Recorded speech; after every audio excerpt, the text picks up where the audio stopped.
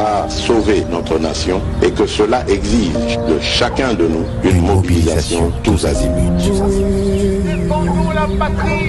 Peuple congolais, il est temps de nous lever, de nous serrer les coudes et d'agir pour défendre notre patrie, notre intégrité territoriale et l'intangibilité de nos frontières.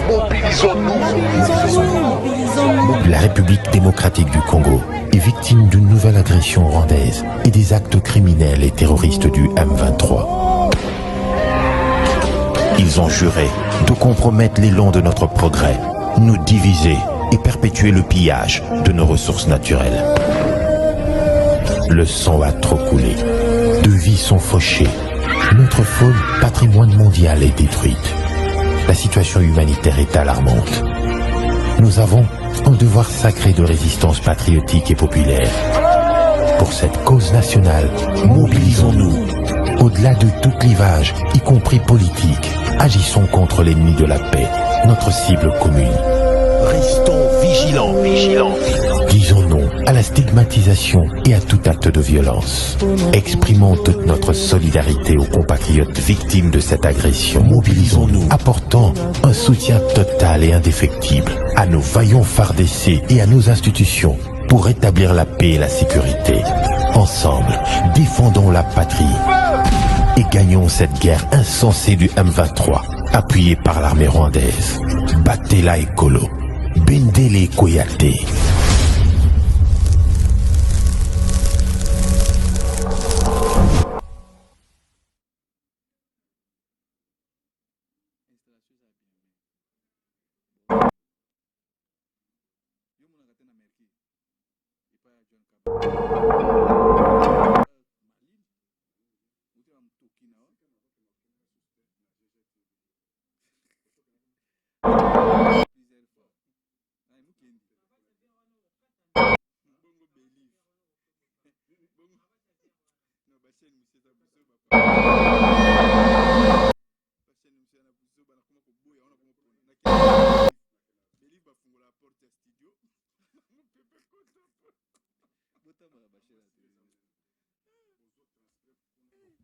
Et voilà, très heureuse de vous savoir nombreux, mesdames et messieurs, fidèles de cette chaîne des informations, le peuple d'abord télévision. Et puis merci, la confiance au peu sa émission, la bino et réalité, plus de le bancaire qui est question, la bino et la kabiano, nabiso, na katia plateau, le monde a invité, n'a pas été toujours wana, pour nous analyse sur les actualités de notre pays, qui est la République démocratique du Congo, mode servi à la population congolaise. Donc, servir à la population congolaise, en tout cas, ces derniers temps, ils ont préoccupé mingi peuple congolais. De moni dépréciation, il y a franc congolais où vraiment franc congolais s'est déprécié, ce qui a fait que le dollar est mati. Et puis, denrées alimentaires n'a pas marché, donc flambé, ça l'a mis ma casse. Donc, et mati vraiment ma casse. On dit que si j'ai l'habitude à l'ébosso, tu comprends que est-ce que comme à dollar, donc aussi la valeur moto et franc congolais, on dit celle qui est biloko vraiment il m'a ma casse sur le marché.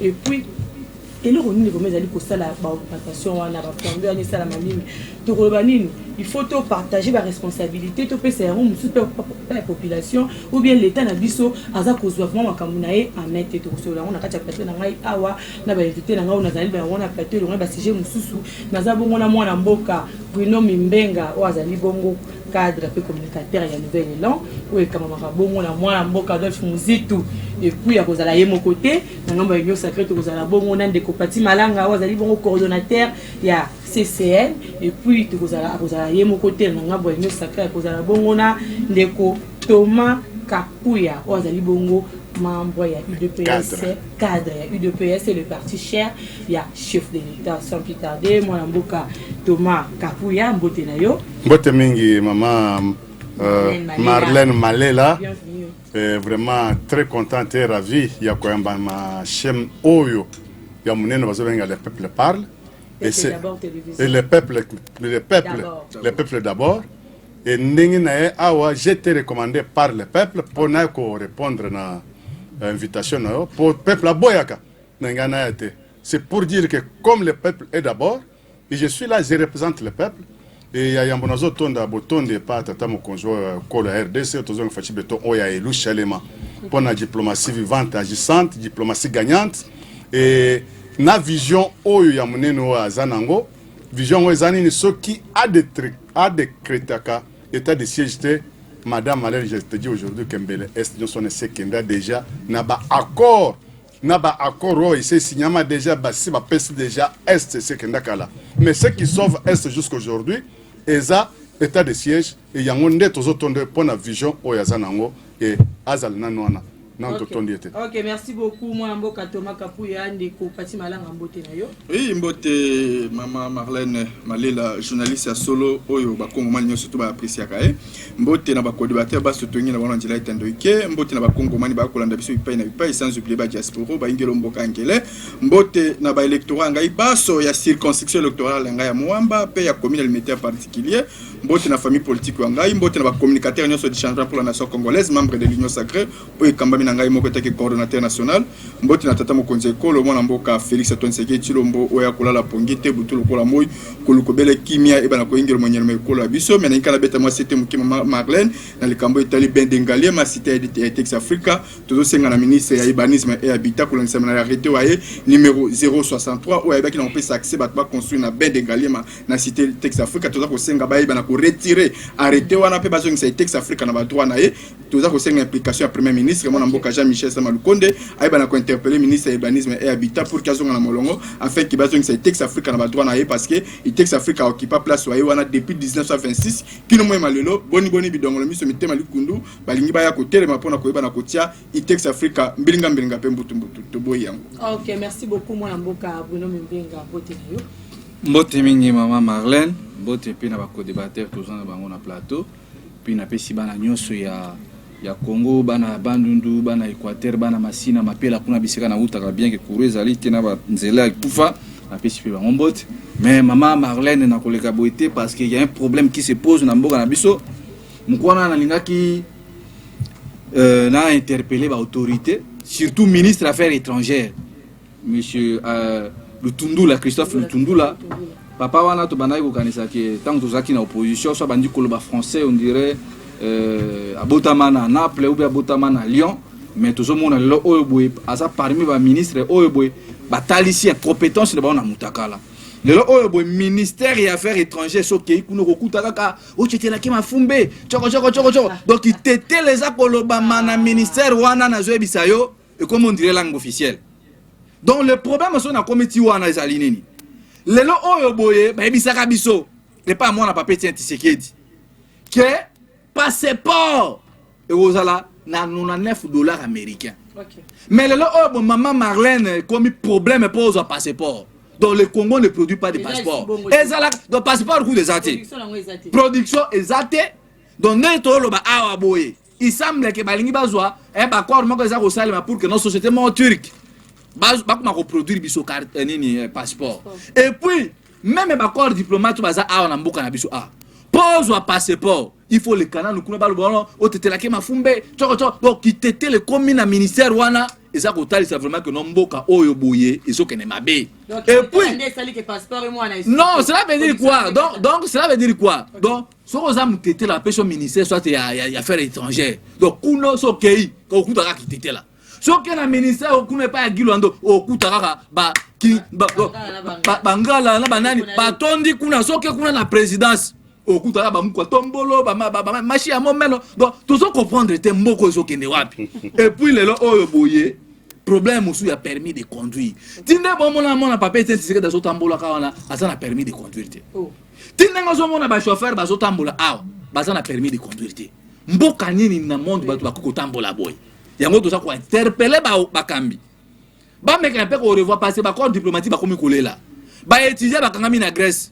Bazo lu ko ba renouveler passeport na bango mais gouvernement na biso ezo sala eloko moko te yango to zo beta mbela awa boy ministre Lutundula à la crise limite nae parce que passeport des autres identité. Pourquoi vous pouvez même na batuna na identité. Yango wana maman na ngai mais ça vraiment interpellation mais biso moi na mboka Adolphe Mosito ça qui tourner na Gabandundu.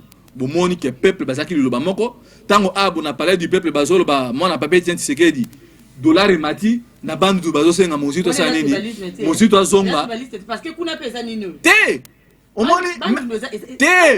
Donc même moi n'a pas pété un secret. A autant qu'on aime plusieurs fois. Mais dans mes autres songi awa boto ba tourner dans Nord Kivu. To longa Nord Kivu to ko na Chikapa. Té même Jésus-Christ a banaka mission na mboka. Ozomona ma Marlène mais le 11 avril. Le 11 avril ba na soit nouvelle là peuple congolais passation ko ça le maya la muka entre nouvelle là na décidé au le 11 avril to bengi ici ba congolais belé to ça là. Par rapport il y a Kamolo bien passeport pour si par rapport il y a servi il y a peuple congolais donc il y a un peu ça inclus na kati on mona ko za ki ozo tangwa ta ebele pour na polo ba to le bien le Kambo etali bongo de concession en franc congolais le tomoni dollar réserve komata franc congolais perdre valeur na ngombe biloko pe mati makasi na ba marché partout sur le transport OK donc congolais comme qu'on vivre na moi comme na moi souffle de vie donc les autres simba souté moi na mboka toma na yepa na yo est-ce que tu recule ou ba les alliés responsabilité à banali ba yi congolais ba moni que le corps de leur mati ba on peut mati biloko po moi ba dépousser ba 5000 likolo ou bien l'état na biso vraiment azozo makambu na ye a mettre madame Nakopeso et Yanuna Bosembo Nyoso pour dire que ba pays Nyoso Oyo ezala ba français ezala belge a colonisé en Afrique eza différent système nango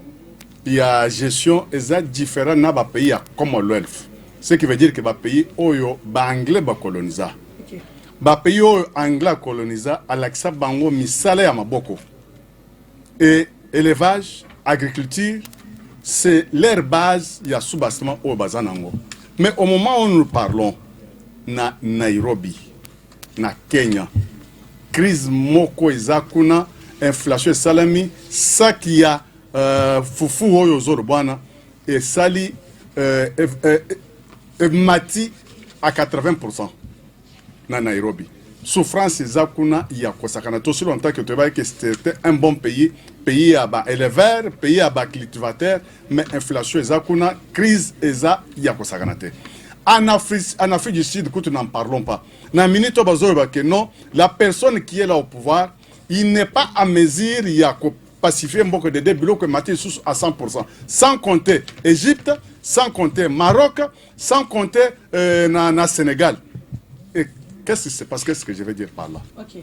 Ici en Afrique, nous dépendons na dictat ya occidentaux. Okay. Guerre, ce que je sais, net guerre ya Ukraine avec Russie, va retomber nango en Afrique. Afrique est a pépinière ya ba occidentaux là où bazoya ko se ressourcer pour ba kende ko vivre pas na bango. Et même aujourd'hui en France, ba marche za kuna inflation za makasi heureuse za kokoya. Et ça c'est dit à quoi et l'obémi na guerre oya Ukraine avec Russie est retombé sur quoi comme on en Afrique. C'est là où... Oui, parce que d'abord ici chez nous, on importe tout. Période oyo bato ya Bruno Mbengue bazaka na pouvoir, Fumumpa que je salue en passant, il n'avait pas une politique ya agriculture. Azaka na politique ya élevage ni ya pêche il n'en avait pas. Mais Ateka budget d'abord n'a combien? Sur 3 milliards 500. Mais aujourd'hui, on est à 16 milliards. 16 milliards d'abord, RDC, c'est un pays continent. Et quand le fils de Frank Sotozo Fati Beto et Louis Ayena plan il y a agriculture a joué bakuluna a commission ba outil de production. Kanyamaka c'est tout le monde qui va fonctionner là, somba qui ça qui a semul na 18 000. C'est pour dire que il faut pas mettre sa production il y a agriculture.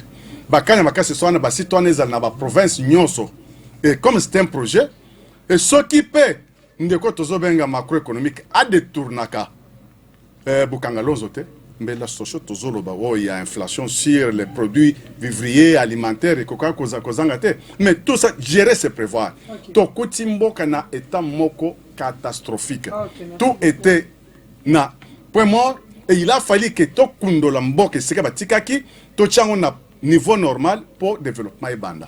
Et beaucoup. Au moment où nous parlons, la situation au Tozo Lobalelo, c'est une situation économique mondiale. Même aux États-Unis, il y a des problèmes. Même Euro est un problème. France CFA est dévalué. Et cette continuité, on a des solutions. Moi, Biotomoni, Bilo que Matina marché, des prestations fois congolais et salami, mais nous décorons le biais des alliés crise mondiale. Et Zara Kanambo Kanabisoté, et Bilo qu'on a influencé presque le pays africain et belé. Merci maman Marlène. Moni biso tant mon amboka Adolphe Mozito azalaki na Bandunduville atalisaki déjà peuple congolais. OK. Na kolobaki non parce que en 2024 passation ekosali mato ki na makonami. Élection au déjà biso na cadrage macroéconomique na biso. Sur le plan quinquennal déjà to lobby na 2024 et 2028 tant Mozito aza président de la République. Oh. Tu peux déjà budget par an tu vas reproduire donc budget na biso to estimer équivalent à 123 milliards de dollars américains. Oh les razara premier ministre à Salakati. Mais Adolphe maman autourne na ba Mozito ce qu'on va dans économie. Parce que Mozito est le seul premier ministre son abina loba a ona osa jalelo. Mozito akuti mboka oyo boye. To naviguer na ba millions. Mobutu obi est-ce que budget Mobutu tika na mboka o 900 millions. Mais Mozito a travaillé na tamuke ta record à ramener le lobby sona na monde ba milliards. Donc biso nene to tchei parce que tout le monde est derrière Adolphe Mozito vit sa vision, programme d'action a déjà tient on a marché au peuple congolais pour expliquer peuple congolais parce que biso to banda la taux de croissance ba congolais na 2024 ko na 7%. Vous comprenez maman Marlène. Okay. Donc na 2024, tant que ça pouvoir, mon amour Adolphe Mozito, président de la République, a programme d'action. Taux de croissance c'est congolais à 7% par rapport au tout ça dans mon psycho. Donc, par là, qu'est-ce que je veux dire? Budget en ressources propres à milliards, donc par là, on va reproduire 14 milliards,5. Mais, ça grille de tarifs, c'est déjà offre politique. Ce qui te paye si même, on a vu soit IDPS, tout ça débat contradictoire. Même au Bénitan Noël Chanel, ça va tricherie, n'a pas eu Adolphe Mozito, mais je vais vous expliquer en côté. Au moment là, il y aura des problèmes. Mais ils sont déjà dotés déjà en haut. Donc, non, l'introduction avec le 11 avril. Décidé na nouvelle là parce que la passation donc coordination la muka ezonge pa ya mwana mboka Blacha Mongombana président Polembo mana initiateur Adolphe Mozito na biso babino mimenga parce que moni na la muka batam bazui coordination 6 mois batel ko organiser manifestation mongote batamboli na ba matata ponyo basali ba marche de santé na bangon batambola ki wana ba ekozonga peuple congolais a besoin comme on a lipekita na bandu na bulungu Mozito na ba policier ba réclamer de retour à Mozito que depuis au Kenda, pistolet to banda koso mango 70 francs, lelo pistolet moko na moulin de Kinshasa, basote kango 400 francs, ça dépend une commune à une autre. So que na rotana au coup d'ango na $5. So que na machine na pistolet moko commune à 500 francs. Yango basoto ça na besoin Mozito zonga parce que niveau to so kene oh boy, so to tigeli mo na papier tiens tisike di mboka to koya ko risque ko kufa. Mais tout ça na ba tout nyon so o sali que non mboka na biso kende. Donc en 2025 donc on ramène budget na biso par an et cause à la 17 milliards voilà tout le chiffre ba milliards donc par rapport à ce qu'on s'habite vendre il faut que ça soit émission mo bimba plateau spécial pour na yaso détailler sur comme makambu oyo donc na mandat na biso à 5 ans on a netoché offre politique na biso to reproduit pendant quelques années na biso 123 milliards de dollars américains donc voilà déjà tout ça banque ça bande quoi il est pécité tout ça banque ça donc tout ça banque ça soit pas diverser na biso congolais boyo est déjà na projet na bino projet na biso kasi on a montré ça sur que nos différences il y a pas parti politique donc si quoi par rapport il y a dossier ba fra Congo pour makambo ça très sensible makambo économie oh boy na lobela ngo mingi te pour ça makambo ko non ba to IDPS ba ça ben somni parce que bi makambo Mozito fungoli oh et on a terrible en 2023 tant on a propagande donc question na répondre question mais il y a on kasi makambo économie non donc la minute oh bon maman na ngai omoni ba to bazo diriger mboka mbongo tant Mozito te ba réserve na banque centrale bango tant ba yé ba sali coup d'état électoral en 2018 ba yina no ba piller mbongo za ki na réserve si quoi la plupart ya bato baza na kati wana o bazo travailler na mwana papa Tshisekedi mais c'est Félix Tshisekedi baza ba diaspora ba famille na bango ebele baza na Londres baza na Espagne baza na États-Unis baza na Dubaï baza na ba pays libanda donc bango mbongo tant bazo futa en francs congolais bango bazokende sikoyo na bamarché wana fictif kosomba badollar na to oyo balingi yango sikoyo esali nini esali dépréciation monétaire mbongo sikoyo bo ezomonana te parce que bango basombi baréserve bafra congolais ezalaki na banque bazwi bambongo ya devise basali nini batindi yango ekei eke koservi na babana na bango eke koservi na babakamu na bango eke koservi na baniesete na baonclete na bango donc parce que bafiancere bango bazali bandano donc yango wana sikoyo moi sikoyo boye ezosenga sikoyo keno bato oyo baza na maîtrise ya makambo pourtant nalobi ke baya kozonga na gestion ya mboka yango moi sikoyo keno biso nouvelle là tolobi na 2024 tokosala keno congolais moko akoma vivre na sei moko ya $8 par jour. Merci beaucoup Ndeko Pati Malanga. Mais lukelanga plateau spécial pour na ko détailler chiffre oyo boy parce que ça makamama to banda ko expliquer ndamu pour bato ba comprendre. Merci Marlène Malela na moni otikeli Bruno Mubenga temps ebele Mimbenga ta 20 minutes. Ah 20 minutes ndeni monsieur Silité temps ya ko s'exprimer malamu. Basa d'ailleurs bango mi ba. Parce que koyoka biloko lokuta oyo Bruno Mimbenga bimisi awa salinga bosambulu na boseka parce que bazaka na gestion na régime ya Kabila bango primature bango basimba kango soka 900 millions comme sur na 4 millions kaka ngona boba batika distraction sujet na yoza sujet moko malamu lobby dépréciation de francs congolais et les flambées de prix sur les marchés. Est-ce que population congolaise de bata victime ou bien nini? Est-ce que l'état de Azamabe ou bien nini? Na kolba que situation économique ou bien financière et ça va matière moko très sensible oyo il faut que vous analyser en ndenge longo bani pe na limemia parce que ça facilité. Pour aller dans le bongo, quand il y a inflation ou bien il y a production, dans les cas d'espace, inflation d'abord sur le plan mondial et c'est là que mon option surtout tous les victimes na yango. Il y a les bosso Covid, il frappé biso. Moi l'amboka Félix Antoine Tshisekedi a eu pouvoir un certain le 24 janvier 2019 après tes serments. Après quelques mois, tu tombes victime il y a maladie wabengi coronavirus. Après que l'on a le coronavirus, les autres tu tombes sur victime. Il y a guerre, il y a Ukraine, na Russie. Tout ça déjà ba victime ko la nsabilo ko la surtout. Ce qui na lobby ango na toujours ko ça la analyse par rapport à la réalité oyo biso to da ko sibir. Ce qui na longo wana na kolobani. Inflation sur le plan mondial. Inflation wana et matisi ba prix ya babiloko ya première nécessité. Oyo et permettra biso à tout moment to ba kana ko sa ila yango ko somba ko zo yango du jour au jour. To comme victime na yango par rapport à babiloko ya première nécessité, oyo dans ko ba besoin na biso ba kongomani. Oyo to na souci ya ko dans yango to midi pourquoi. Et outi ya maki ya nini et outi na maki ya citation oyo to da ko retrouver le long na monde par rapport ya maladie ya Covid frappa ki biso par rapport ya guerre ya Ukraine. Ce qui na longo wana kiti na ko ya ko ba lisusu nini. C'est-à-dire besoin de devises et comme il sous un peu plus accentué. Ce qui n'a pas quitté par rapport, il y a situation où il y a l'élection au Congo, il y a guerre, il y a est. Oh, laisse-moi parler. Tu vois, c'est pas comme une vérité. Par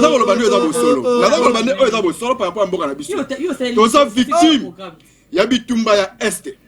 Oh lelo oh, tu es obligé d'abord. Tu yeba na ko équiper ba niveau recrit. Tu yeba na ko habiller ba nouveau recrit, tu as besoin contrôle, possession à bango. Tout ça demande de l'argent. Kobi misa mo solo pour la kozwa, ba disposition, ya mapinga bazal kuna na est. Kozwa, ba disposition, ya mapinga bazal ko uta ba mboka ba payano on ba uti na EAC. O ba uti na ba uti susu awa na Angola. Tout ça demande de l'argent. Nyoso tu wana etie biso en difficulté. Nous surtout et même biso na problème et par rapport à côté la babilo nous surtout to comme déjà directement la problème au bataille italien inflation to ko sibir yango c'est normal to ko sibir yango c'est normal ce qui na le oui c'est normal to ko sibir yango ce qui na lobby bongo par rapport à nini ya ba réalité nous surtout na miko ça awa yango il faut que ba comprendre que non ba pakamunyo surtout dans ko sibir lelo il y a des préalables et des processus et pas préalable wana ko lukate o takine l'État congolais. L'État congolais, n'a pas que yene mutu avec comme mission na difficulté. Non, voilà vous êtes allé trop vite à besoin aussi longtemps que l'État a zande ko bunda pour que asa la maçon afin que le peuple congolais asa la nini aye bana ko vivre na molongo pe na ndenge longo bani. Mais na ko luka tikana chite moi muke maman ngai Marlène Malela parce que ngala zota la ga na ngada do 5 minutes même non na salité non na ko kisa même pas. Ce qui dans le bilan sous par rapport à la réalité na robani. L'inflation mususu peut être volontaire. eza ba système économico-financier.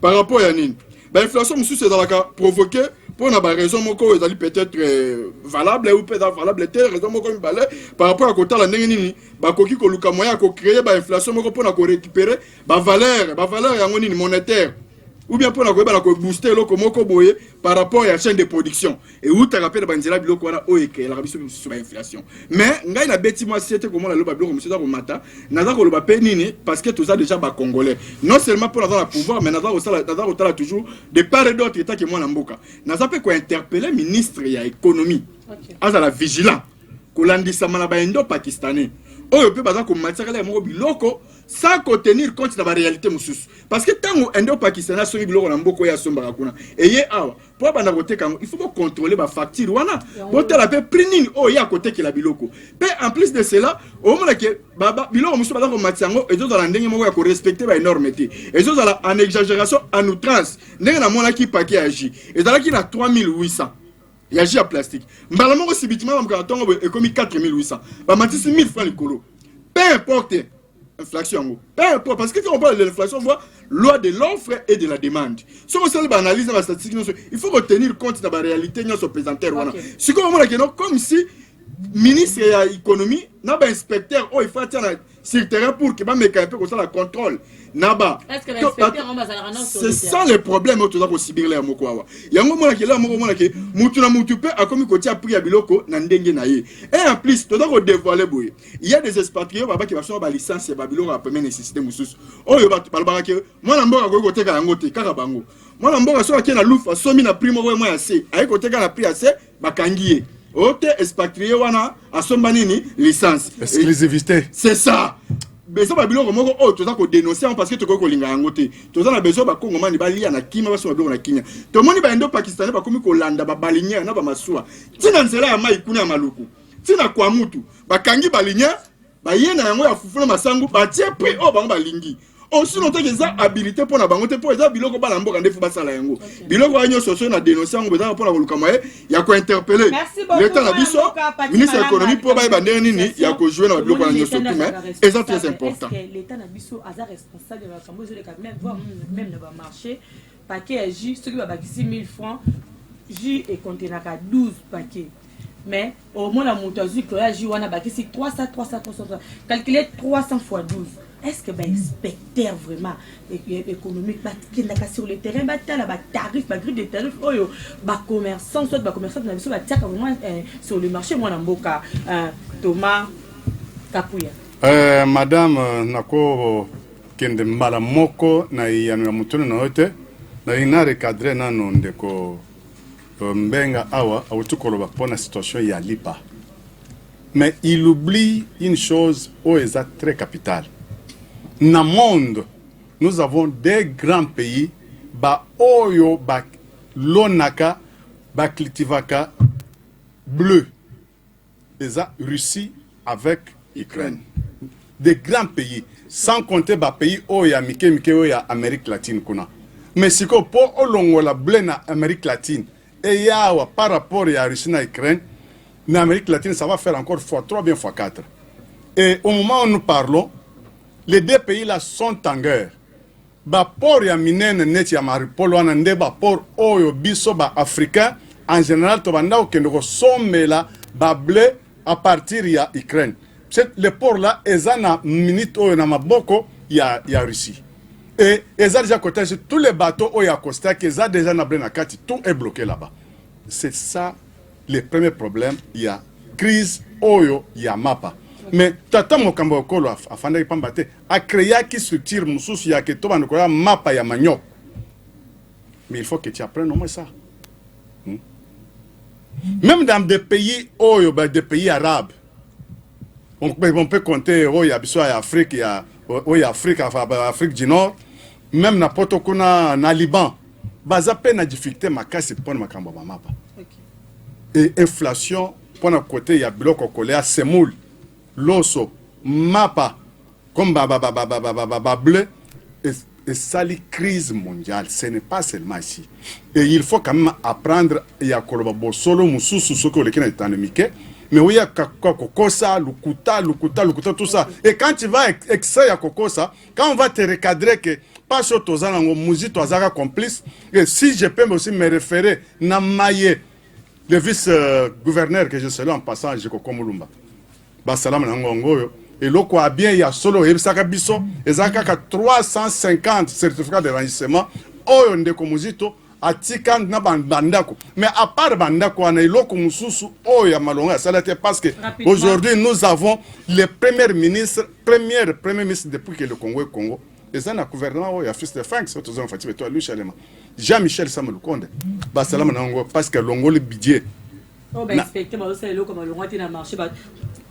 Madame, ce qui n'est pas cacophonie, Oyo Biso Tokutaki, gouvernement Oyo, il y a union sacrée Oyo Kutaki, tous les marchés étaient déjà privatisés par des expatriés. De deux, au Koki Kweb Sangate, un Congolais, Oyo a un grand importateur na Congo. Économie à Mboka d'abord, pour que les choses marchent, il faut qu'il y ait une Mboka, base en économie dans Mboka. Mais l'économie n'a pas besoin de Mboka expatrié. Pas quelque chose d'être étouffé. Gouvernement, fils de Frank, se fait au béton et Louis Chalema, côté économie, Mboka n'a pas expatrié. Maintenant, les expatriés, là, ce sont eux qui font la loi sur les demandes de l'offre. Et bazo ça la loi, n'a pas chantage sur la vente. Il y a bilo comme bango, comme bazo importé. Non. Ceux qui ont boto le monopole directement. Partout ya compagnie ko basala ba sivope aye normalement ba mateka na biloko en gros mais bango ba na marché de la liberté na ba image wango l'équipe moi kala ba ye wana ba komi koteka savon oyo otekela mutu ya dépôt mutu otekela mutu boutique kwa teka ngo 1000 francs bango ba koteka na 1000 francs pe na ba camion na bango. Madame, ce qui n'est pas même Makambo ya ba vraiment il y a eu beaucoup de cacophonie ba accord de contrat na ko pesa ba étranger, ba marché, il y a ba importation, il y a biloko, même des produits de nécessité, de première nécessité. Ce sont des étrangers qui font ces commandes-là. L'osso, mafuta.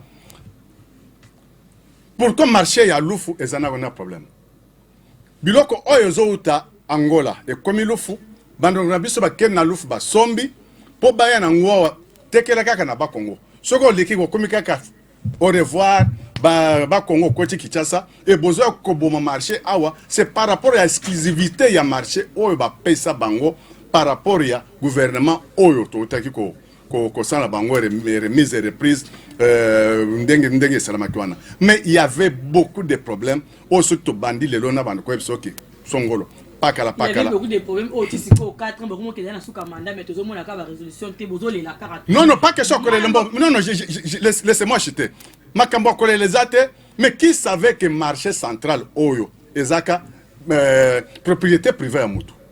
Qui savait que Lelo, Nani, immeuble intelligent, Eza propriété? C'est pour dire que Lokonyoso, Basiba Kabola Kango déjà na ba Masta, Banani, et tout était déjà privatisé. Ndenge tout était privatisé, même tous les marchés économiques étaient privatisés. C'est ça la cause. Il y a Makambo Tozo Vrelo.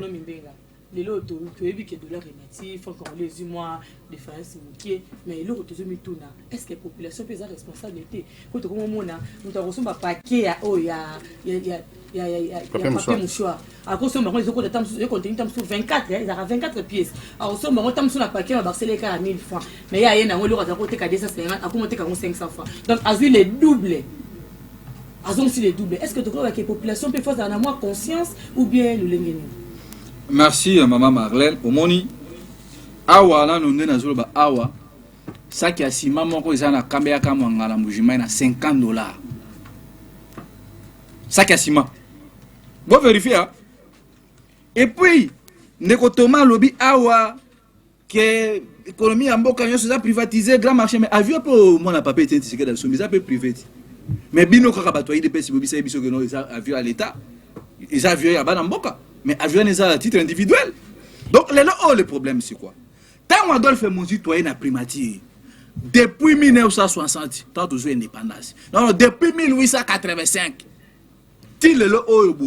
aucun premier ministre a commis ça budget à Congo na milliard, c'est Adolphe Mouzito. Aujourd'hui, Mouzito a imagine le problème est à vendre cette économie na biso. Le autant autour de nous, papier, à l'intérêt à 1000 francs. Mais tant on va à Bakissi.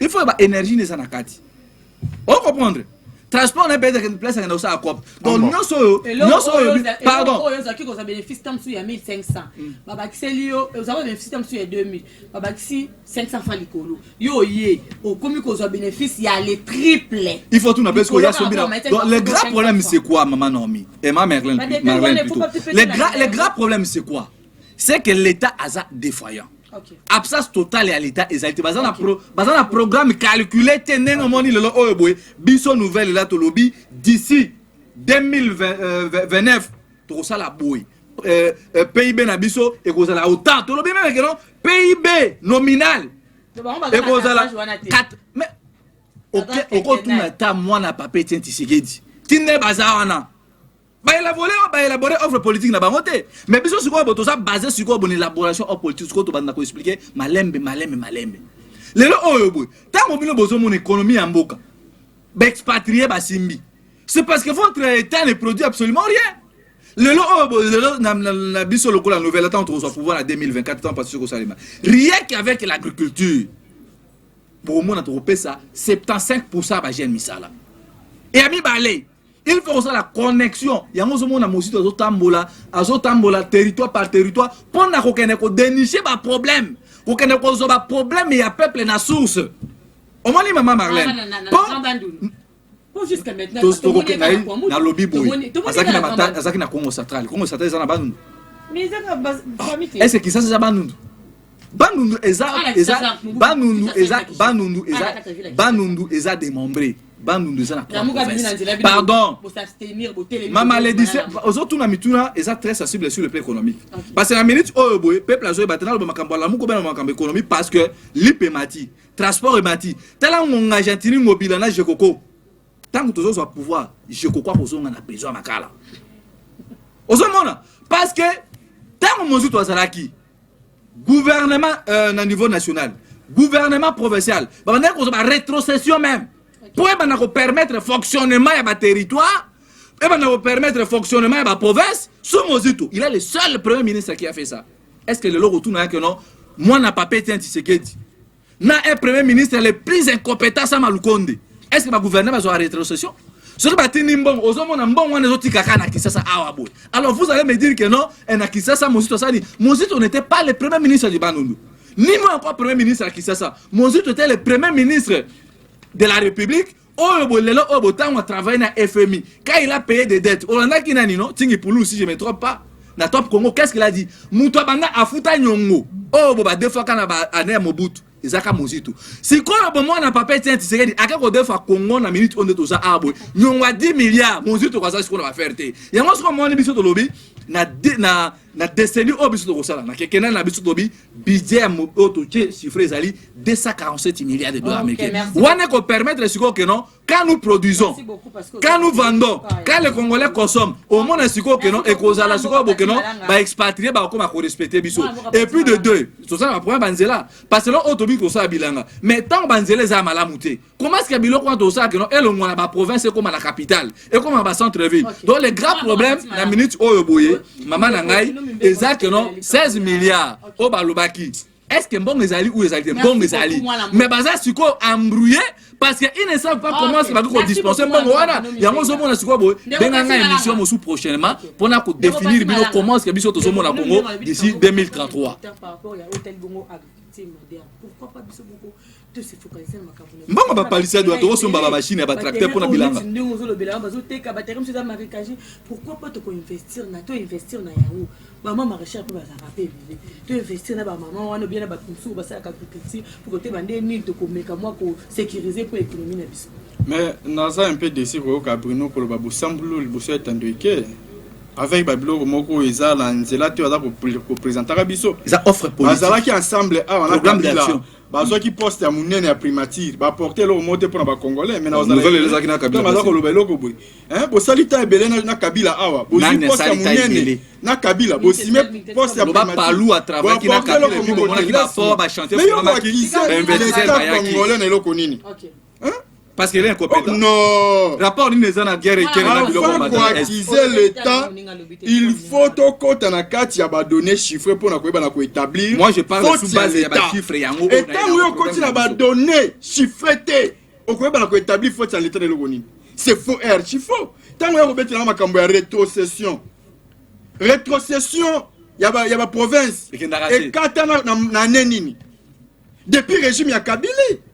Il y a des préalables autres qui ont il faut définir sous qui est le premier ministre. Mais là, quand on a bossé, bango ne va pas continuer à venir sur tout le Sibir. Il y a des gens qui ont musique à foutre nyongani. Musique à foutre nyongote. Bah d'être tout ça.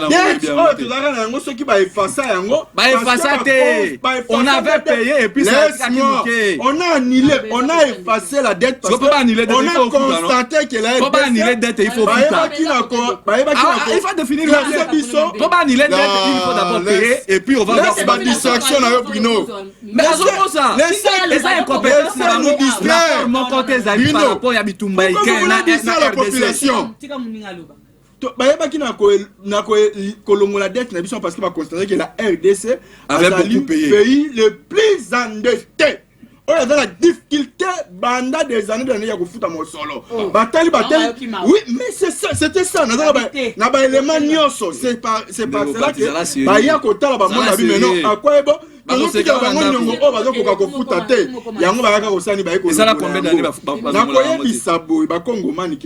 tata makonzi ekolo en soi a dans la volonté et volonté wana toza komona yango à travers ba acte so toza kolinga keno makambo ke na molongo o pays aza na souci na yango mais faut retenir compte ba réalité toza kokuta na yango ya ko makambo ya babiloko yo map et mati transport mati bino d'abord bozaki na muzitu aw ba boulangerie comme botikela biso bobino sali combien bozaki na kabila. Combien de boulangeries boutiques sur l'amboka? Vous savez combien? Bon, il y a citation ni Babilanga. Est-ce que Bino va bien dans l'anglais? Mais ça violation il y a même ligne. Ils sont tout important. Parce qu'elle était faible. Il ne produit pas. Libanda. Aïe bien. Et il y a des préalables. Ba pays oyo.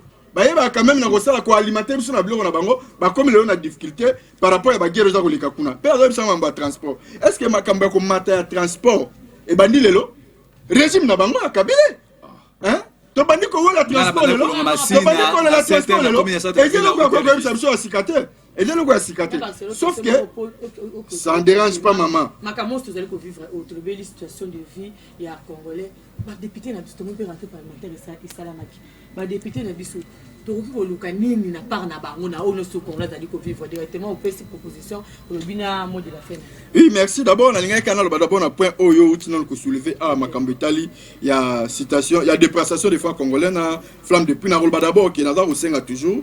Tu vu que mandé ça biso chef d'état de Charles qui a lancé le projet wana pour na ko eba na ko investir makasi na agriculture afin que eba na ko permettre biso to eba na ko na faciliter quand même ya ko lia malamu na ndenge longbani pa o tel babiloko ya première nécessité babiloko za li priorité pour na biso d'abord agriculture to lingango ya mo moni na za ko encourager initiative ya général mais ça, violation article 16. Laisse-moi parler. Droit de l'homme n'est pas sans saisir la bino. Travaux forcés ça a été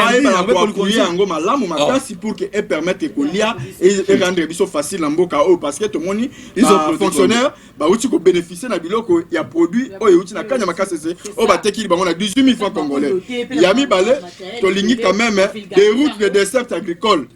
Et ben la cause place mais ben la entretenir en urgence pour que et ben la compétition biso facile parce que dans la province kuna biloko ko les ali mais nzela ya ko ya ezo zalate ya to lingi ba ben la entretenir ba richa dessert agricole to lingi pe ba même biso na justice sans pardon ya ko ka mawate liboso ya makamio so mabeja ko lekala mboka pour que et permettre mbongwe kota na kesa l'état pe sa musana yango pe na lingi ba moderniser pêche pour permettre na biso quand même ba bateau de pêche eya afin que tu vas na facilité à coller à bio peut te resenga toujours dans l'état bunda pour la création donc on a besoin de pouvoir travailler bozo senga est-ce que vous seriez vraiment vous les gens bozo senga comment vous gérez le pays de Kopati si kabiso va distraction za matina tous on a besoin de proposition on a pas orientation il faut faire des réflexions scientifiques mon cher comment biso na bloquer le couteau dans le baraté peuple la zolanda Madame Nawasena Nubrinoise un peu disciplinaire na kati ya etandomike ceux qui ozoloba batikelo tanayo mais quand une autre personne parle laissez-lui le temps de s'exprimer librement tu t'agites pourquoi aux en agitation makambo agitation nde Bokenda a signé un contrat à 6 communes, c'était en 2008, période en Fumumpa. Oui. Et c'est ça ce qui a créé encore Ça, c'est Boulou et que Moses vous avez qui volé. avait signé ça. C'était en 2008. Alors, monsieur était premier Mais ministre. qui était en Monsieur était ministre du budget. Non, non. Mais il est cité, non? Il est cité en 2008. ministre. En 2008, Moses était pas ministre du budget. Moses n'était pas premier Mais il ministre. était dans C'était les accords de sous Mwanamboka. Attends, Kizenga. Qu'est-ce qu'on vérifie? Qui avait bloqué Jeff? Merci beaucoup. Zambiragaï. Madame, Oui, oui, rentrée oui, parlementaire oui. au Tozanango, je pense que Makamba bien est Kobima, dans le sens qu'il n'y a que des imbéciles qui ne changent pas. On a compris, on a vu, on a écouté Mayele qui est Belena, député Oya Massisi, élu de Massisi, et Makamba ne PCP parlementaire Mayele. Parce que son Excellence, le président Oya Chambre basse, Tozo Benga, Joe Biden, le président Mbosso, a dit à l'Obaka que mes collègues députés Bolongwa, groupes armés, et Batabanda comme on neti comme Massese. Mais quand on a trouvé un député responsable, il y a président, il y a député parlementaire, il y a Songolo par tout ça, cité na Boulou que moko tous ces cas. Et je pense que les députés, il faut bailler comment ils ont responsabilité dans Bango pour sauver Mboka. Qu'est-ce que je veux dire par là? Ce n'est pas le gouvernement, ce sont des législateurs. Les législateurs, ne ba kolo mibeku o balandera ka gouvernement et justice peut ça la musala nango pour que ba loi oyo ya malonga ceux qui ba koti loi ceux qui ba koti soit loi oya de père et de mère. Ngana moni mabete. OK, merci beaucoup Mwana Mboka. Merci pour nous assister pour la première fois à la émission et puis moi Mboka pour nous benga. Moi de la fait le bika ba makamuni ba ina poser une question. Maman Marlène, Omoni, problème, il y a Congolité d'abord, un Félix ne sera pas aussi là parce que Félix a la nationalité, à l'Oban, il y a nationalité angolaise. Bon, papa, je connais son père. Il y a mon père.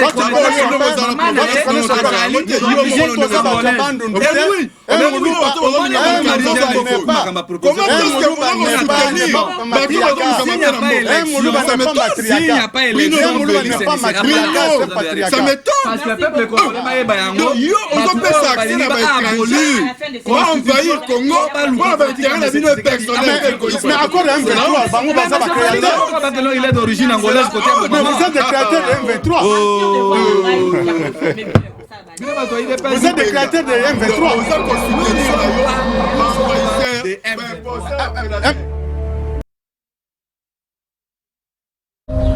Nous devons ensemble avoir conscience que nul autre que nous-mêmes ne viendra sauver notre nation et que cela exige de chacun de nous une mobilisation tous azimuts.